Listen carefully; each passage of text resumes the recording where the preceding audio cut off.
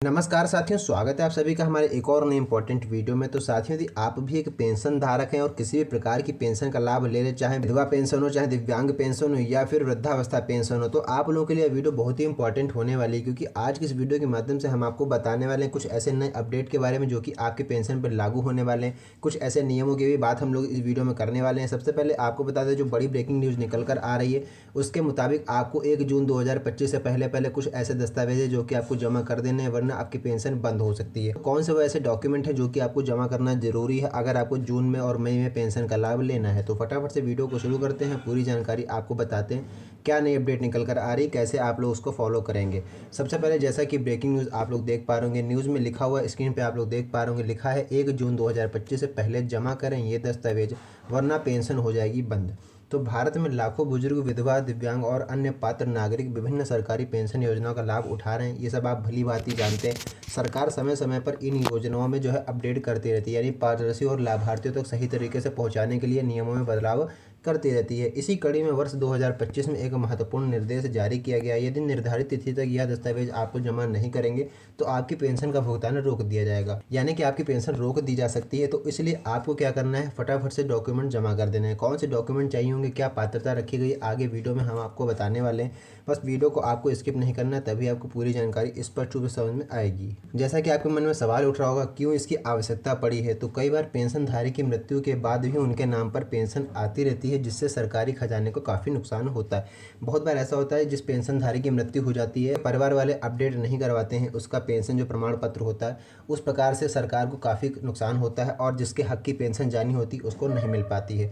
जीवन प्रमाण पत्र जमा करने से यह गड़बड़ी रुक जाएगी और केवल जीवित लाभार्थी को ही पेंशन मिलेगी। ठीक है, जो नए नियम निकल कर आ रहे हैं उसके मुताबिक जीवित व्यक्ति को ही इसका लाभ दिया जाएगा। आपको बताने वाले हैं क्या बदलाव हुआ है, यानी जो नए नियम निकल कर आ रहे हैं उसके मुताबिक अब हर पेंशनधारी को हर साल अपना जीवन प्रमाण पत्र जमा करना अनिवार्य है। वर्ष 2025 के लिए अंतिम तिथि जो है वो 31 मई 2025 निर्धारित की गई है, यानी 31 मई 2025 तक आपको अपना जीवन प्रमाण पत्र जमा कर देना है हर हाल में अगर आपको पेंशन का लाभ लेना है। 1 जून 2025 से पहले यदि आपने अपना जीवन प्रमाण पत्र यानी लाइफ सर्टिफिकेट जमा नहीं किया तो आपकी पेंशन का भुगतान रोक दिया जाएगा। ये जो बड़ी अपडेट थी ये मैंने आपको बताई। अब आपको बता दें किन पेंशन धारकों पर यह जो है नया नियम लागू होने वाला है। तो यहाँ पर देखिए साफ साफ लिखा हुआ है, वृद्धावस्था पेंशन यानी 60 वर्ष या फिर अगर उससे अधिक आपके आयु के लाभार्थी हैं तो आप पर यह नियम लागू होगा।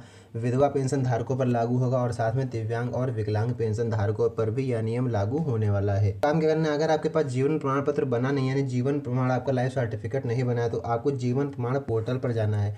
या आप पोर्टल देख सकते हैं, जो ठीक है, ये जो आप पोर्टल देख सकते हैं, इस पोर्टल पे आपको विजिट करना है। गेट अ सर्टिफिकेट विकल्प आपको सिलेक्ट करना है। Aadhaar number, mobile number, pension ID, bank detail जो भी आपसे मांगी जा रही है वो सब आपको फिल कर देना है। ओटीपी वेरिफिकेशन आपसे मांगा जाएगा। ओटीपी वेरिफिकेशन जो आपका रजिस्टर्ड मोबाइल नंबर होगा उस पर आपको एक ओटीपी आएगा, उस ओटीपी को आपको एंटर करना है। बायोमेट्रिक डिवाइस यानी फिंगरप्रिंट और आइरिस स्कैनर से वेरिफिकेशन आप लोग अपना कंप्लीट कर सकते हैं। प्रमाण पत्र जनरेट हो जाएगा, बाद में इसको आप लोग डाउनलोड कर सकते हैं या प्रमाण पत्र संबंधित विभाग या बैंक को ऑनलाइन आप लोग भेज भी सकते हैं। ऑनलाइन जमा करिए या ऑफलाइन जाकर के भी आप लोग जमा कर सकते हैं। आपको बताने वाले आवश्यक दस्तावेज यानी कौन कौन से आपको डॉक्यूमेंट चाहिए होंगे जो कि जमा भी करने हैं और उसको अपडेट भी करवाना है। यहाँ पर देखिए सबसे पहले नंबर पर लिखा है आधार कार्ड, पेंशन पासबुक यानी पेंशन आईडी जो आपको एक दी जाती है, बैंक पासबुक को अपडेट करवाना है आपको, और मोबाइल नंबर, आधार से लिंक मोबाइल नंबर आपका चाहिए होगा। पासपोर्ट साइज की फ़ोटो कुछ मामलों में आपसे मांगी जा सकती है। तो ये सब आपको डॉक्यूमेंट तैयार करके रखने हैं। सारे डॉक्यूमेंट्स आपसे मांगे जाएंगे जब आप लोग जो है अपडेट करवाने जाएंगे अपनी पेंशन आईडी को। ठीक है, करने वाले हैं कि किन्हें जीवन प्रमाण पत्र जमा करना अनिवार्य है। जो लाइफ सर्टिफिकेट होता है तो कौन लोग जमा कर सकते हैं, तो वृद्धावस्था पेंशन धारक जितने भी हैं 60 वर्ष या फिर उससे अधिक आयु के अगर जितने भी लाभार्थी हैं सभी लाभार्थियों को जमा करना अनिवार्य है। हर साल प्रमाण पत्र देना अनिवार्य कर दिया गया है। हर साल आपको जो है एज सर्टिफिकेट यानी कि लाइफ सर्टिफिकेट आपको हर साल देना होगा। दूसरी बात है कि विधवा पेंशन लाभार्थी जितने भी हैं, कुछ राज्यों में विधवा पेंशन धारियों के लिए और जीवन प्रमाण पत्र अनिवार्य कर दिया गया, यानी कई राज्यों में केवाईसी और डीबीटी अपडेट भी जरूरी है।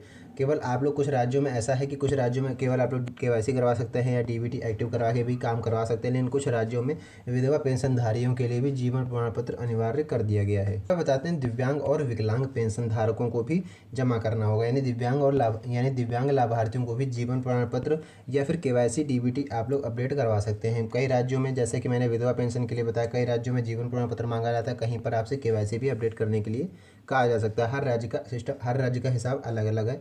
जिस भी राज्य में आप लोग रहते हैं आपको पहले ऑफिशियल नोटिफिकेशन जाकर के चेक करना होगा, ठीक है। आपको अगली सबसे बड़ी बात बता दें कि जीवन प्रमाण पत्र जमा करने में लगने वाला खर्च आपका कितना लगने वाला है। तो अगर आप लोग ऑनलाइन प्रक्रिया से करवाते हैं तो सामान्यतः निःशुल्क भी है या फिर बहुत ही मामूली शुल्क आपसे सीएससी सेंटर वाला ले सकता है। 10 से 30 रुपये आपसे लिए जा सकते हैं। फिर अगर आप लोग बैंक या कोषागार से करवाते हैं तो वहाँ पर बिल्कुल आप लोग निःशुल्क जमा कर सकते हैं। जन सेवा केंद्र पर अगर आप लोग करवाएंगे तो मामूली शुल्क आपसे 10 से 30 रुपया लिया जा सकता है। इस प्रकार से आप लोग अपना जीवन प्रमाण पत्र जमा कर सकते हैं।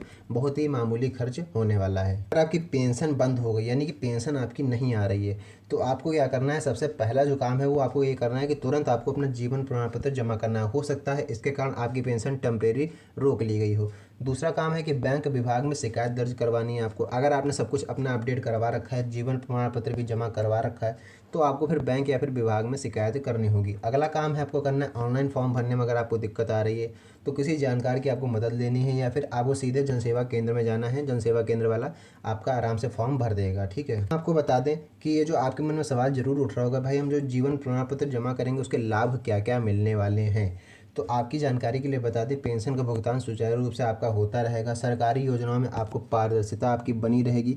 फर्जीवाड़ा और भ्रष्टाचार पर रोक लगेगी। लाभार्थियों को किसी प्रकार की असुविधा नहीं होगी, ठीक है। किसी प्रकार की आपको असुविधा नहीं होगी, किसी भी कष्ट का सामना आपको नहीं करना पड़ेगा, ठीक है। लास्ट में एक महत्वपूर्ण सुझाव की बात करेंगे जो कि आप लोगों के लिए जानना बेहद जरूरी है, ठीक है। अंतिम तिथि जैसा कि मैंने बताया 31 मई 2025 से पहले आपको प्रमाण पत्र अवश्य जमा कर देना है। अगर आपको जून के, ठीक है, अगर आपको जून से पेंशन लेनी है, अगर आपको 1 जून की पेंशन लेनी है, जून के महीने से पेंशन लेनी है, तो आपको सबसे पहले 31 मई 2025 तक अपना जीवन प्रमाण पत्र जमा कर देना है। इससे क्या होगा, आपको मई की पेंशन मिलेगी और साथ में मई, ठीक है, और साथ में आगे आने वाले महीनों की भी पेंशन सुचारू रूप से मिलती रहेगी। दस्तावेजों की कॉपी आपको सुरक्षित रखना है, ठीक है। ऐसा क्यों करना है आपको, अगर आगे चल के कोई भी दिक्कत का आपको सामना करना पड़े तो आप दिखा सकें कि मैंने दस्तावेज सारे अपने अपडेट कराए हुए हैं। किसी भी अनाधिकृत व्यक्ति को पैसा आपको नहीं देना है। प्रक्रिया आपको स्वयं जाके करनी है या फिर अधिकृत केंद्र से ही आपको करवाना है। समय समय पर बैंक खाते की आपको जांच करते रहनी चाहिए कि आपकी पेंशन आई है या नहीं आई है। स्टेटस वगैरह आपको चेक करते रहना चाहिए। तो यह पूरे महत्वपूर्ण बातें थी, सारी जानकारी मैंने आपको बता दी इस वीडियो के माध्यम से कि अगर आपको पेंशन लेनी है तो 31 मई 2025 से पहले पहले आपको कौन से ऐसे डॉक्यूमेंट हैं, कौन सा ऐसा काम है जो कि आपको कर लेना है। तो उम्मीद करते हैं बेहतर तरीके से पूरी जानकारी समझ में आ गई होगी। अगर वीडियो अच्छा लगा हो तो वीडियो को लाइक कीजिएगा, साथ ही चैनल पर पहली बार आए चैनल को सब्सक्राइब जरूर कर लीजिएगा क्योंकि इस तरह की इंपॉर्टेंट अपडेट लगातार इस चैनल पर आती रहती हैं।